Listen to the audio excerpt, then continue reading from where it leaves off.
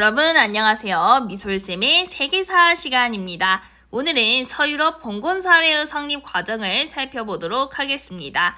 먼저 게르만족의 이동부터 시작할게요. 우리가 지난 시간에 로마에 대해서 배웠는데요. 로마는 테오도시우스 황제 이후 두 개로 쪼개지죠. 동로마와 서로마로. 그리고 로마의 북쪽에는 게르만족이 살고 있었습니다. 그런데 이들이 갑자기 밑으로 내려오는 거야. 그 이유는 훈족, 흉노라고도 부르는 훈족이 게르만족이 사는 곳까지 쳐들어오자 이를 피해서 게르만족이 이동해 로마까지 내려온 거예요. 하지만 당시 로마는 힘이 많이 약해져 있었던 상황이라 게르만족을 막기가 힘들었어. 결국 5세기 게르만족 용병 오도 아케르에 의해 서로마 제국은 멸망합니다. 자, 이때 게르만족은 하나의 민족이 아니라 여러 민족들을 포괄하는 개념이에요.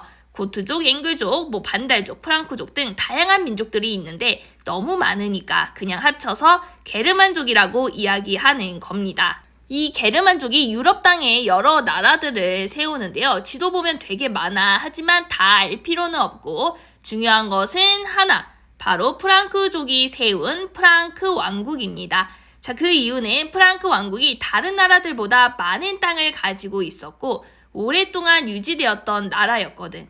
자, 그럼 프랑크 왕국은 왜 다른 나라들보다 더 발전할 수 있었던 것일까? 지도를 보면 여기가 원래 게르만족이 살고 있었던 근거지예요. 그런데 다른 민족들은 저 멀리까지 이동을 한 반면 프랑크족은 가까운 갈리아 지역에 나라를 세운단 말이야. 다른 애들에 비해 이동 경로가 짧아. 그래서 자신들의 문화를 유지하면서 근거지로부터 도움을 받으며 나라를 세울 수가 있었고요. 또 크리스트교로 개종해 로마 주민들과의 문화적 마찰과 갈등을 줄이고 로마 문화를 적극적으로 수용했거든.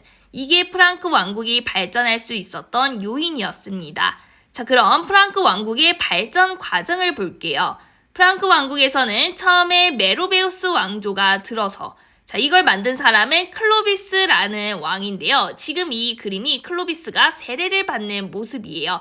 당시 클로비스가 로마의 종교인 크리스트교로 개종하거든. 그것도 아타나시우스파로. 당시 다른 게르만족들은 대부분 아리우스파로 개종을 했는데 클로비스는 아타나시우스파로 개종을 한 거야. 그러니까 로마 교황이 굉장히 좋아합니다. 그래서 이때부터 로마 교황과 프랑크 왕국의 우호적인 관계가 형성이 돼요. 하지만 시간이 지나 8세기가 되면 자식들 간의 싸움, 내분으로 인해서 왕권이 약해지게 되는데요. 그러자 궁제라고 하는 신하가 실권을 가지게 됩니다. 여기서 궁제란 오늘날로 치면 총리 정도 되는 사람인데요. 이 시기 대표적인 궁제가 카롤루스 마르텔입니다. 이 사람은 왕은 아니야. 왕은 따로 있어. 그런데 얘가 왕처럼 모든 일을 처리하는 거예요. 그리고 카롤루스 마르텔이 있었던 시기는 8세기 서아시아 지역에 이슬람 국가가 형성될 때야. 우마이야 왕조가 있었고요. 이 나라가 북부 아프리카를 지나 이베리아 반도까지 장악하며 영토를 넓히고 있었어. 그리고 이후 다음 타겟은 바로 유럽. 피레네 산맥을 넘어 투르 지역까지 공격하고 그 다음 푸아티에로 가는데 그때 카롤루스 마르텔의 프랑크 왕국 군대와 맞붙게 되는 거죠. 자, 이것이 투르 푸아티에 전투고요. 여기서 마르텔이 승리를 합니다. 그 결과 이슬람 세력들이 더 이상 유럽으로 들어오지 못하고 이베리아 반도에서 멈추게 돼. 이를 통해 이슬람을 막고 그리스도교 세계를 보호했습니다. 그리고 그의 아들 피핀이 아빠의 뒤를 이어 궁제의 자리에 오릅니다. 당시 왕은 허수아비고 피핀이 프랑크 왕국을 꽉 잡고 있어. 그러다 보니 내가 지금 왕과 같은 권력을 가지고 있지만 이제는 그 왕이라고 하는 타이틀까지도 탐이 나는 거야. 그래서 내가 왕하고 싶은데 이렇게 고민을 하고 있었는데 그때 로마의 교황이 이러한 피핀의 마음을 캐치해서 피핀이 왕이 되는 것을 지지해 줍니다. 왕으로 인정을 해줘. 그 결과 피핀은 교황의 지지를 받아 새롭게 카롤루스 왕조를 열게 되고요. 그러자 피핀이 교황에게 고마운 거야. 그래서 롬바르드족을 공격해 땅을 빼앗은 다음에 그 땅, 라벤나 지역을 교황에게 선물로 줍니다. 이게 오늘날 교황령의 시초예요. 그리고 피핀의 아들이 제일 중요한 카를루스 대제, 이 시기 영토를 엄청 넓혀서 과거 서로마 제국의 영토를 대부분 회복합니다. 그리고 새롭게 차지한 지역에 교회를 세워 그리스도교를 전파해.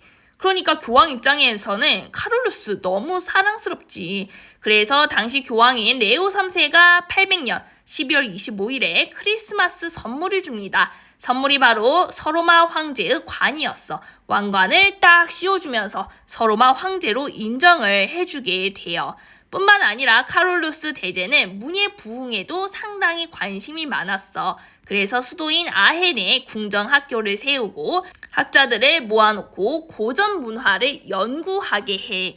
학자들을 우대해주면서 지원을 많이 해줘요. 그 결과 이 시기 학문이 발전하게 되는데 이것을 카롤루스 르네상스라고 불렀습니다.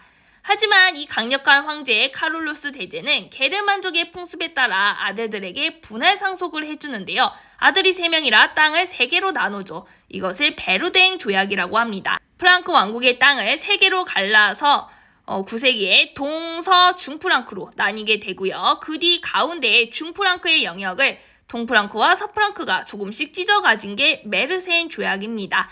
그 뒤 서프랑크는 지금의 프랑스, 동프랑크는 독일, 그리고 중프랑크는 이탈리아로 발전을 합니다. 그리고 이 무렵 9세기 말부터는 노르만족이 이동을 하기 시작해요. 노르만족은 지금의 덴마크, 노르웨이, 스웨덴 쪽에 살고 있었는데요. 여기가 북쪽이다 보니 너무 춥고 농사짓기가 힘들어. 그래서 이들이 남쪽으로 내려오기 시작합니다.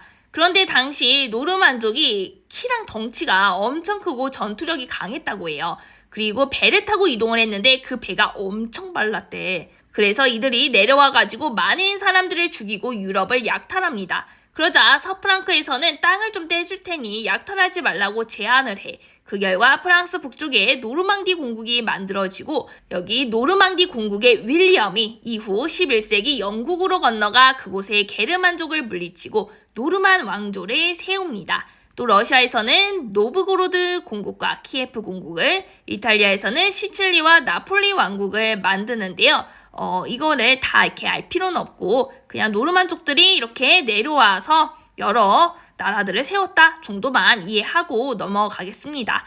그리고 노르만족의 침략과 약탈로 혼란스러운 상황 속에서 9세기 이후 유럽에서는 봉건제가 만들어집니다. 봉건제의 특징은 크게 2가지로 나뉘는데요. 정치적으로는 주종제, 경제적으로는 장원제입니다. 당시 지방에 힘 있는 사람들은 적을 막기 위해 성을 쌓고 무력을 갖추었고요. 이들은 다른 제후나 황제와 주종 관계를 형성합니다. 예를 들어 나라가 있어. 황제가 있겠죠. 그리고 그 밑에 제후들이 있어. 그럼 이 황제가 땅을 나눠서 제후에게 주고 그 땅을 다스리도록 인정을 해줍니다. 그럼 제후는 답례로 황제에게 충성을 바치는 거야. 마찬가지로 제후도 자기 밑에 있는 제후나 기사들에게 또 자신의 땅을 쪼개서 나눠줘. 그러면 이들이 충성을 바치고 이처럼 봉토라고 불리는 이 땅을 매개로 관계를 형성한 것이 주종제입니다.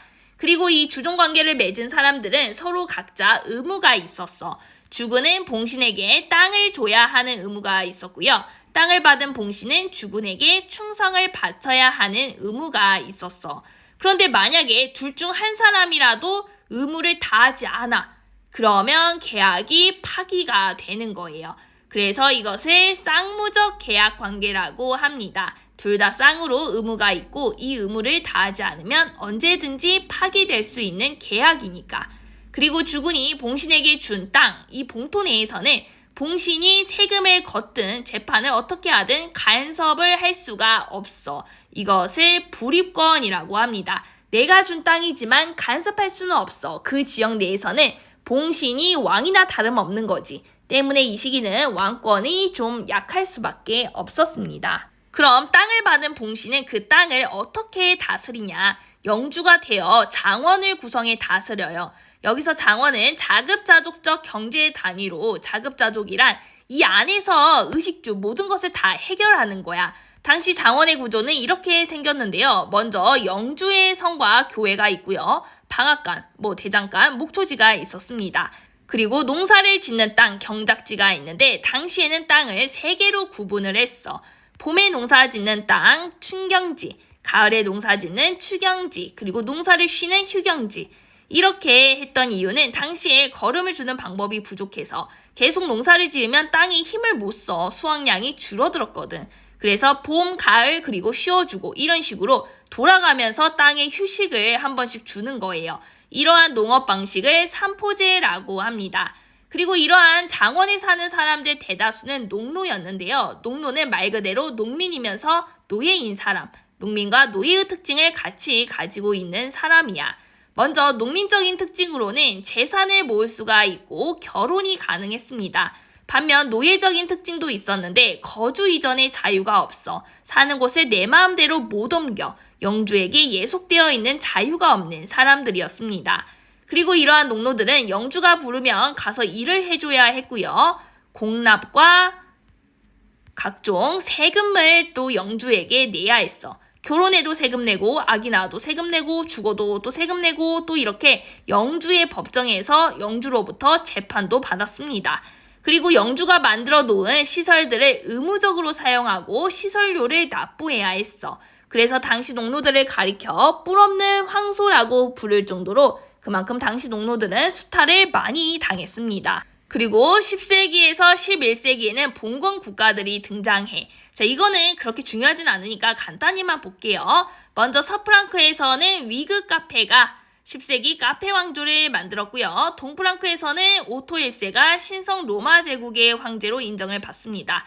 그리고 노르망디 공국의 윌리엄이 영국을 점령해 노르만 왕조를 만들면서 오늘날 프랑스, 독일, 영국이 만들어지게 됩니다.